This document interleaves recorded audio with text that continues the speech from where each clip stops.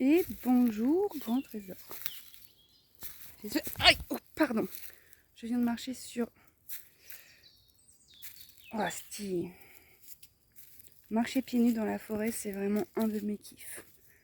Parce que du coup, ça me permet d'être en connexion directe avec la Pachamama et de me recharger. Marcher pieds nus dans une forêt où il y a plein de châtaigniers, c'est un peu moins le kiff. Mais ça se fait, puis ça amène à la vigilance. Comment je me déplace, où est-ce que je pose mon attention et mon regard. Un peu comme dans le vivant en fait. Est-ce que tu fonctionnes à vue? Est-ce que tu es là en train de regarder partout?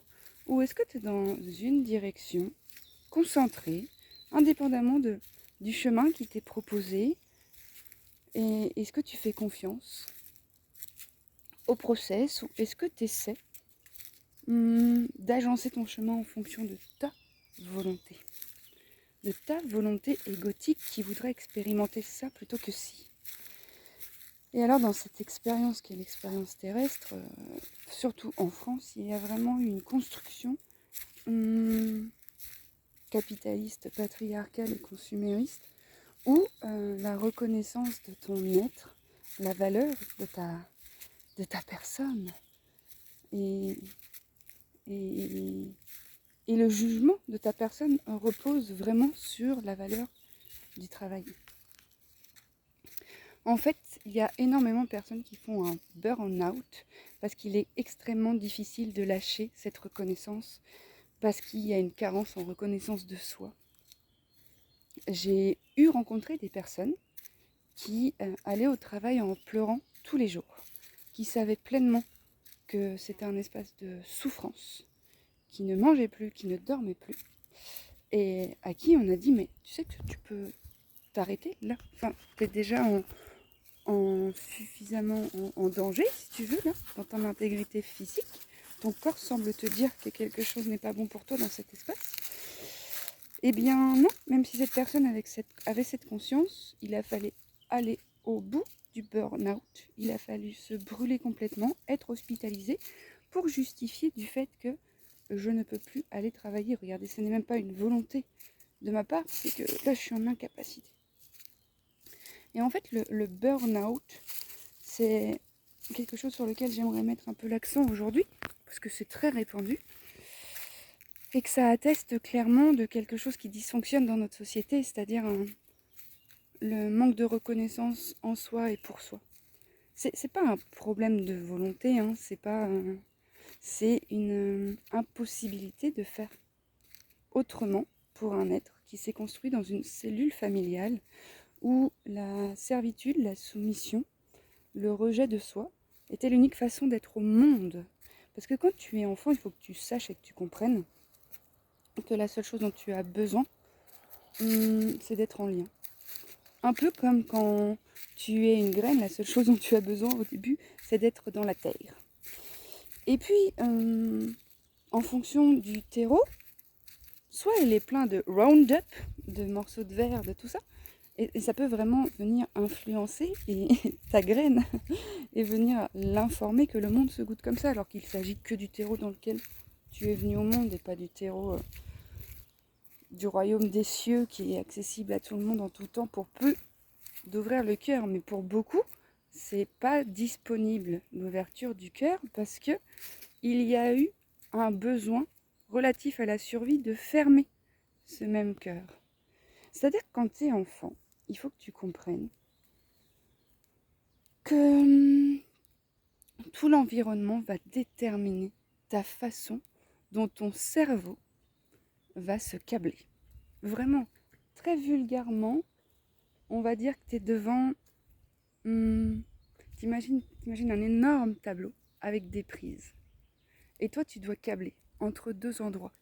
Tu dois être câblé expression du soi, oui ou non. Affirmation du soi, oui ou non. Image de soi, oui ou non.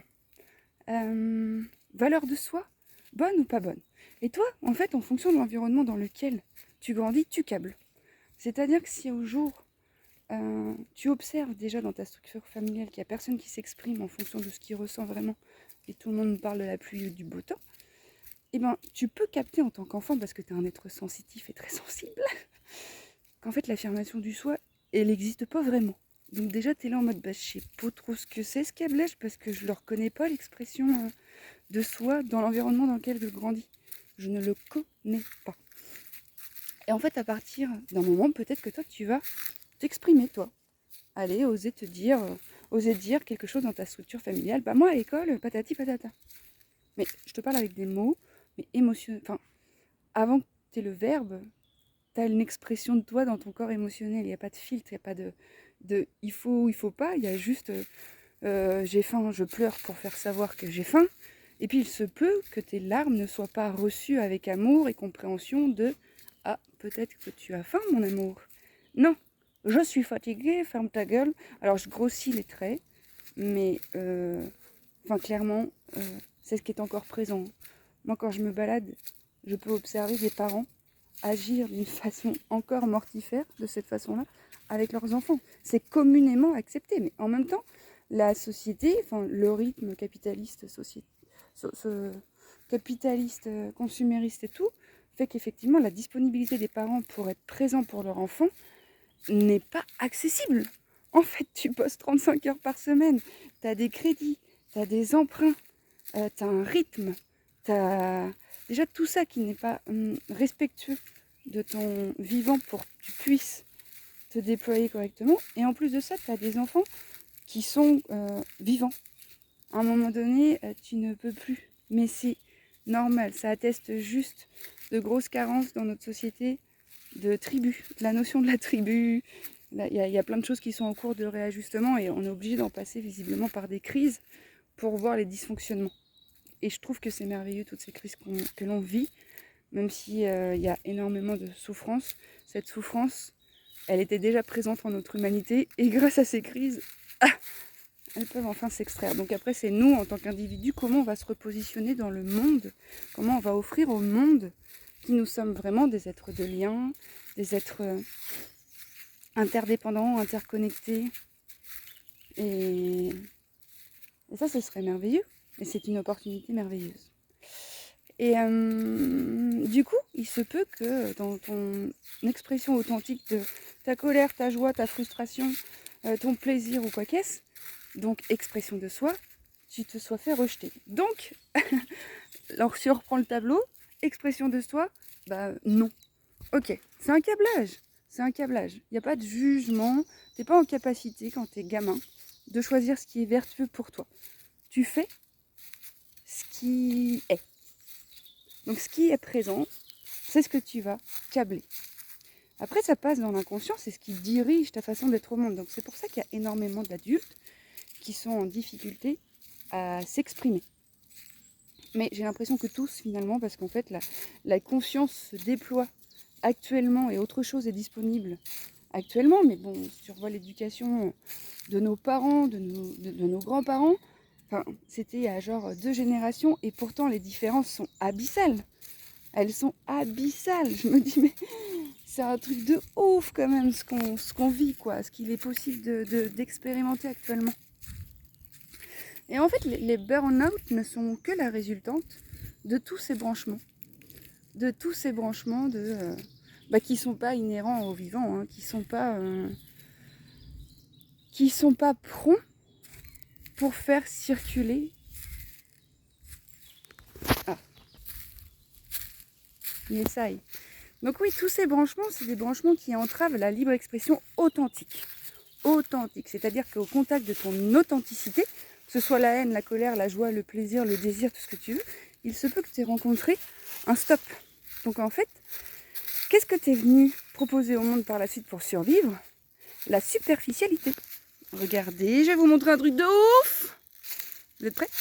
Il y a un truc, j'appuie 2 fois sur le bouton. Un hôtel merveilleux dans les bois.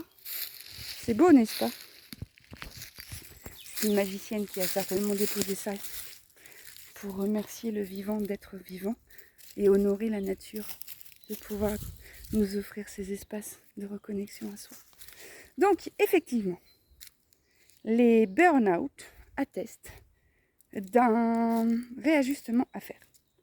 Après, il faut que tu saches que quand ça fait 20, 30, 40, 50 ans, et depuis des générations avant toi, que l'expression du toi que l'expression authentique du soi avec un grand S n'a pas été autorisée, à travers un burn-out, la vie atteste qu'en toi, tu vas être l'acteur et l'actrice du changement. Qu'en toi, ça ne peut plus fonctionner comme ça. Qu'en toi, il est l'heure d'offrir une autre réalité. Et alors ça, c'est magnifique. Même si j'en conviens, le burn-out, ça peut être 6 mois, 1 an, 2 ans de réajustement intérieur qui fait que, oh pétard, mais qui suis-je en fait? Qui suis-je? Où vais-je? Dans quel état j'erre?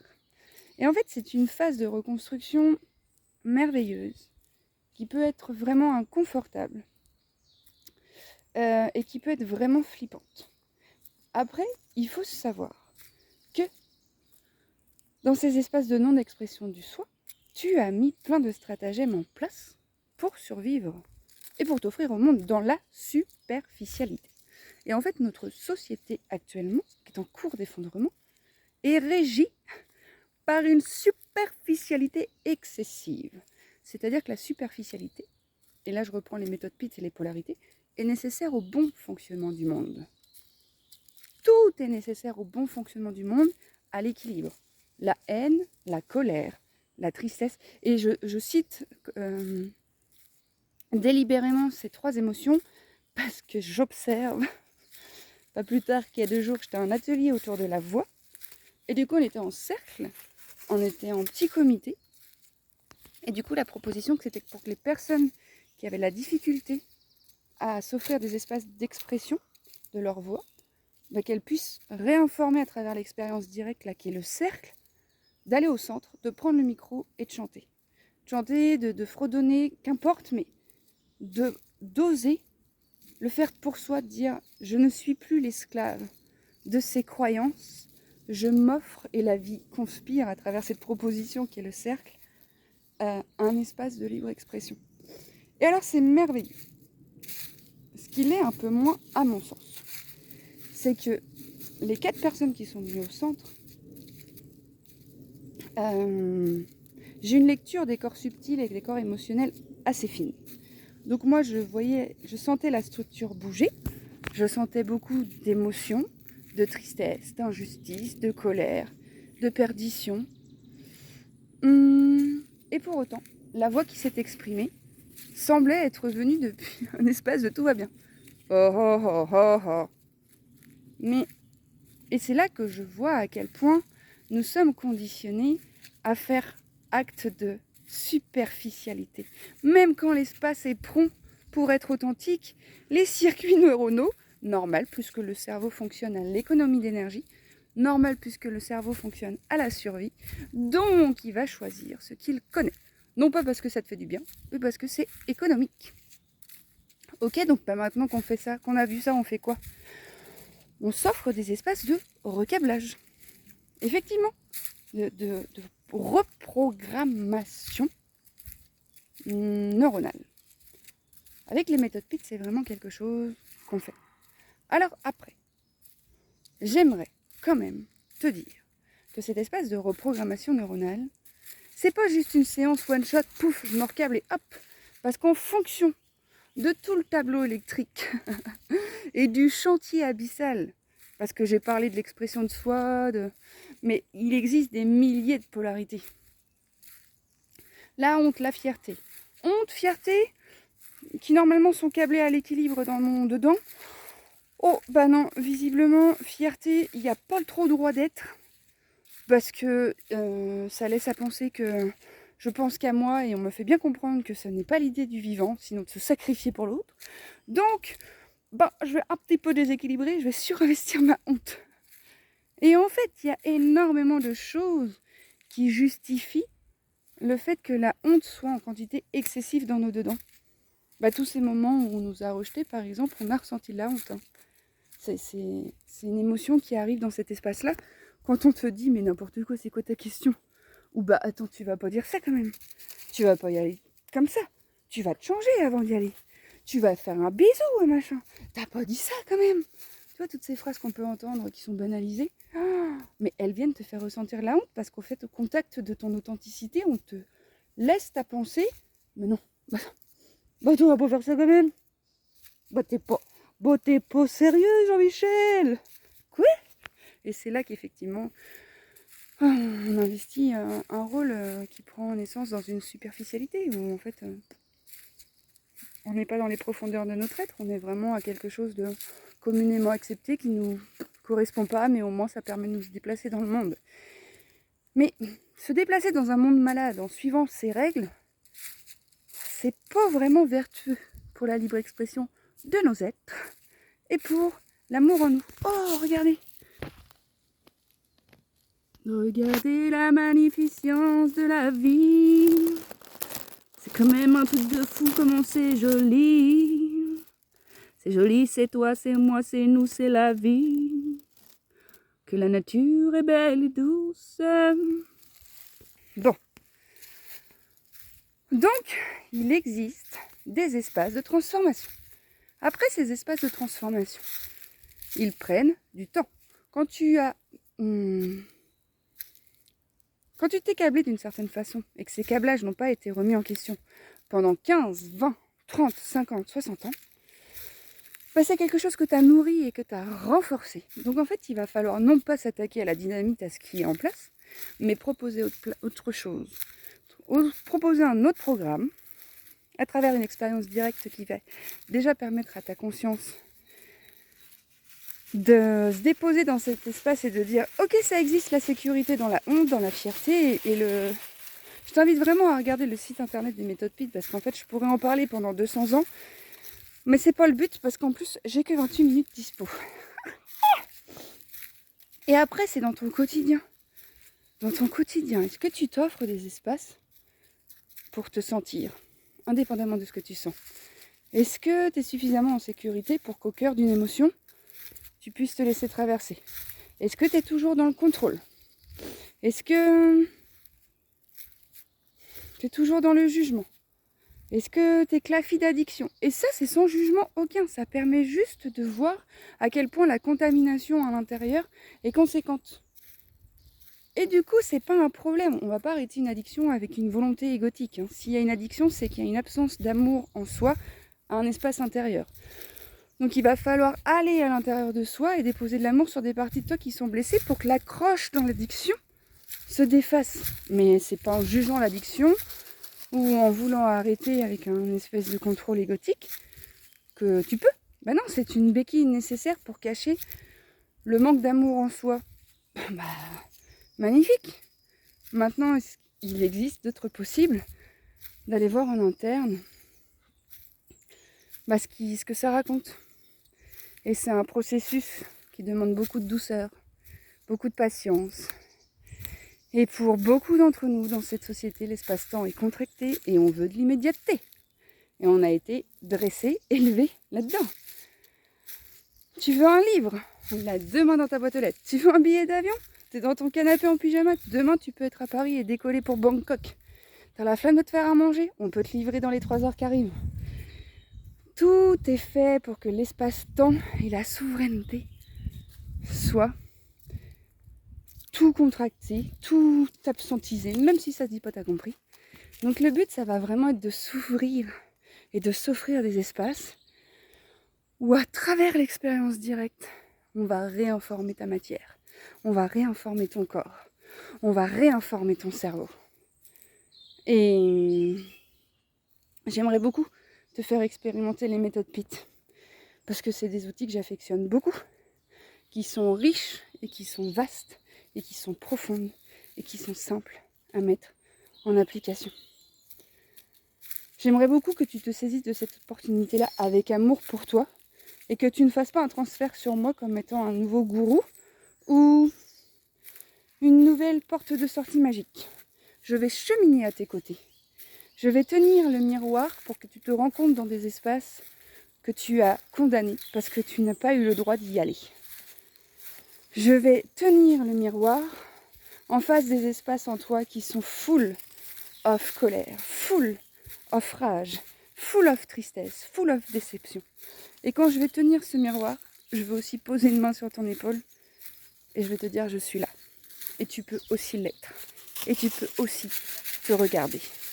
Et tu peux aussi te rencontrer dans cette dimension de ton être. Et les petites filles sages que nous avons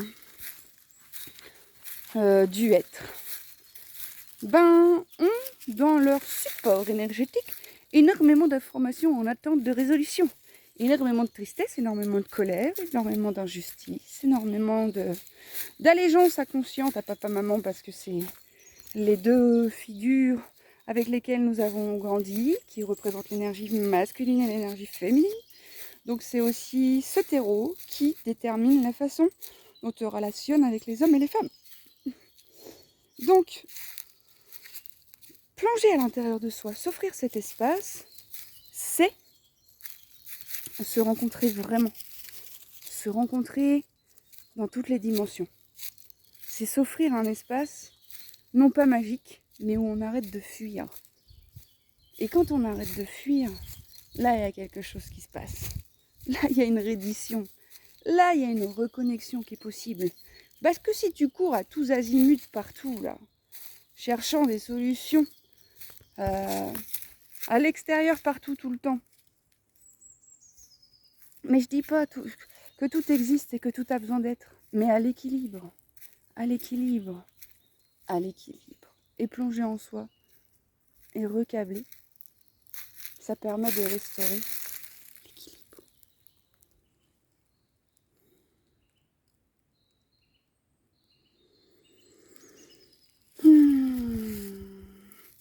Et nous sommes des milliers à être venus s'incarner pour accompagner cette transition. Donc ce serait bien qu'on restaure le lien à l'horizontale et qu'on arrête de se penser en concurrence ou en danger les uns avec les autres. Et qu'on restaure cette humanité blessée qui a besoin de retrouver le lien. Dans les traditions ancestrales, il y a encore cette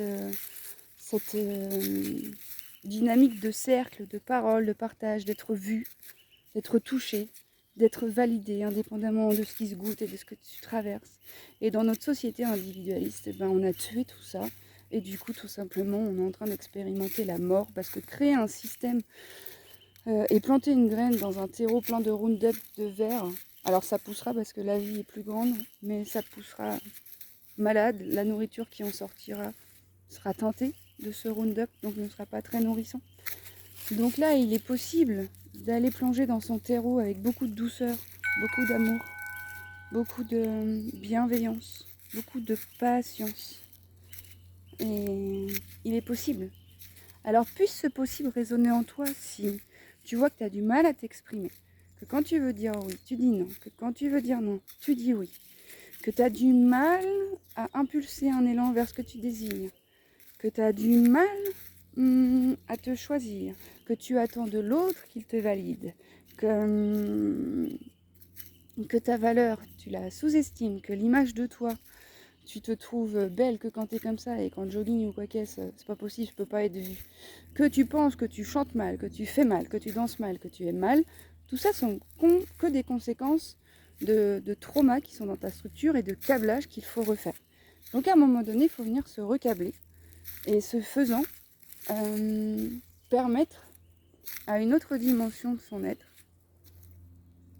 de pouvoir se goûter et pouvoir soutenir l'évolution, parce que là on est monté dans un empire cérébral, mais on ne peut pas résoudre un problème avec une forme pensée qui l'a créé, comme disait Einstein.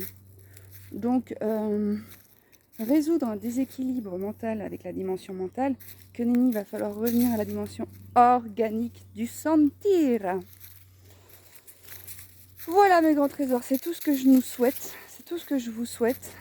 Si vous avez besoin qu'on en parle, si vous voulez plus d'infos, si patati patata, je suis à disposition et je serai joie de vous informer davantage si vous voulez plus d'infos. Je vous invite vraiment à aller voir le site des méthodes PIT et je mettrai en lien de la vidéo le lien du site des méthodes PIT et puis le lien vers ma page que j'ai faite pour mes accompagnements. Voilà, je crois que c'était à peu près tout pour this morning. De tout cœur en nous, vraiment, avec beaucoup de douceur et d'amour. Et voilà. Est-ce que pour la fin, on chanterait quelque chose? Je ne sais pas, parce que jamais je n'ose. Ma vie, ma voix n'est pas très belle. Je vais prendre tout ça et foutre ça à la poubelle. Quoi? Mais jamais de la vie, si tu es ici, c'est que tu as été choisi et que tu fais partie du plan divin. Qu'ensemble et avec toi, nous pouvons reformer le un. Que nous avons besoin de tout à chacun, de tout à chacune. Pour restaurer l'humanité et en faire qu'une seule chose. Amour, amour, amour, amour, amour toujours, amour un jour, amour toujours, amour un jour. Allez, abrazo fuerte.